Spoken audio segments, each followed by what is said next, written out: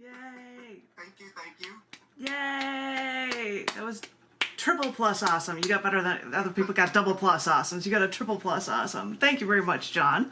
And well, thank you, my darling. Oh, I got a darling, yay!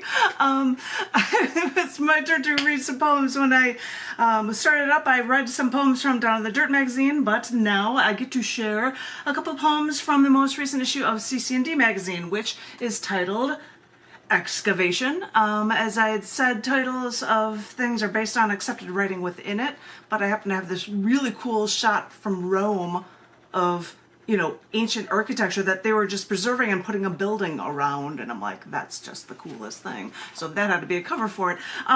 So I would share with you a few poems from this. I hope you enjoy them, and I wish that Tom were here, because I'm borrowing your glasses, John. Oh, I don't have small, the tiniest print is not there. I see your wedding ring. I'm going to do that back at you, my wedding ring. I'll do that back at you. Anyway, sorry. This first poem is titled, Our Demons Can Murk Us. No one wants to hear about something bad happening to you. I was raped, says the woman who worked as acquaintance rape workshop facilitator for years. Yeah, that sounds believable, I think. You've understood the rolls of the eyes and the downward glances from people who don't want to hear it, so you shut up when someone physically attacks you. You see, you've even got the bruises and the scrapes to prove it.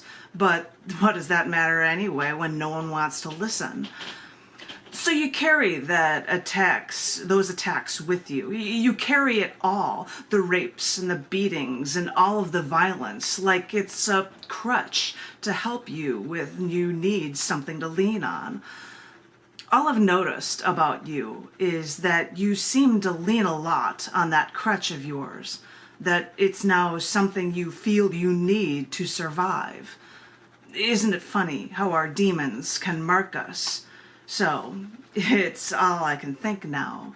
Isn't it funny how we seem to need our demons? They're a part of us now, and we can't let them go. I look at what happened and I think, isn't that funny? Short one. This next one, I see Vito has showed up. Haha, he'll have to be on this list very shortly as well. This next one is titled Exploring Evolution. And if I can show this picture off, show it on video or whatever, I've got the evolution picture, and I happen to have a picture that used to be like my front cover image of JanetKuypers.com, just jumping or something. Anyway, but anywho, this piece is called Exploring Evolution.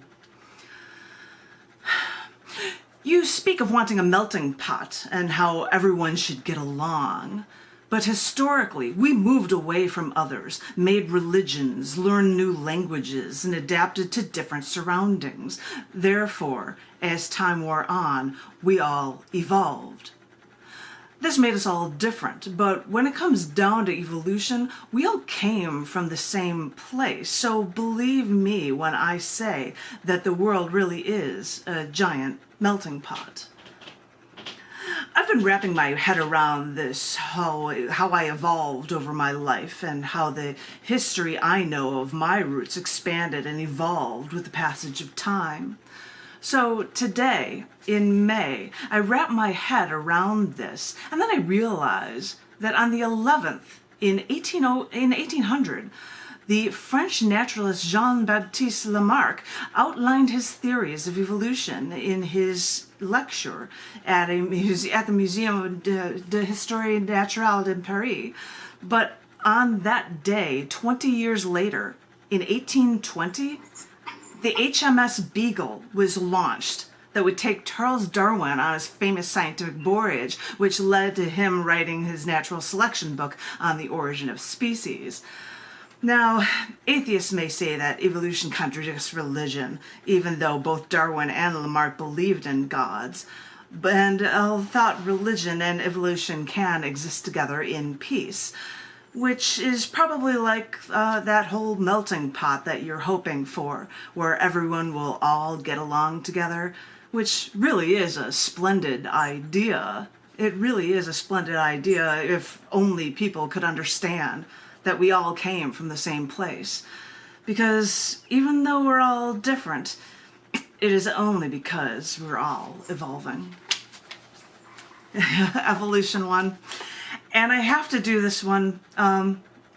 Some of you, at least here, know Brian Lamont, and when he passed away a couple of years ago, I wrote this piece, and actually I have to show the photo that is with this. This is something that Debbie, Hot Tamale from the open mic, took a picture of him doing the intro of my Crazy feature, where I'm sitting like a crazy person in a bed, and he got all dressed up in a suit like he was Rod Serling and did the intro for my for the feature reading. But I had to share that. But this is for him, and his poem titled "Outsider." Living as a stranger in this foreign land, I've looked for other strangers now here, so I'd feel a connection to other outsiders. What I found was a bigger outsider than me, a man whose voice could shake your soul to your foundation, make you wonder what life you've missed when a man younger than you and have lived through 2 hardened lifetimes. This was a man from another big city, a man who carried all the hardness of that city on his shoulders when he came to this town to break free. And he said he did. He felt more relaxed carrying big crock pots of vegetarian chili in his Jeep than wearing a suit or a tie to do his Rod Serling persona when the occasion arose. That's when I realized that, yes, I could get along with him, but yes, he's more of an outsider than me. And I thought that as much as he may have argued it, I think that he wanted it to be that way. I thought I was an outsider, and I think I still am. But the stories he could perfectly tell about a life worth living through is far away from here. I think he knew that he couldn't survive in that world any longer. But in the back of his mind, he knew he could never belong anyplace else. It breaks my heart that he couldn't remain. But all I can think is that even if we didn't both belong here, at least I could have this little time with him where I could just enjoy listening. And maybe I wouldn't feel so alone. Okay, it's out of the way, it's done. May he rest in peace. But now I get to, you lucky ladies and gentlemen, boys and girls, we get to go on a round 2. And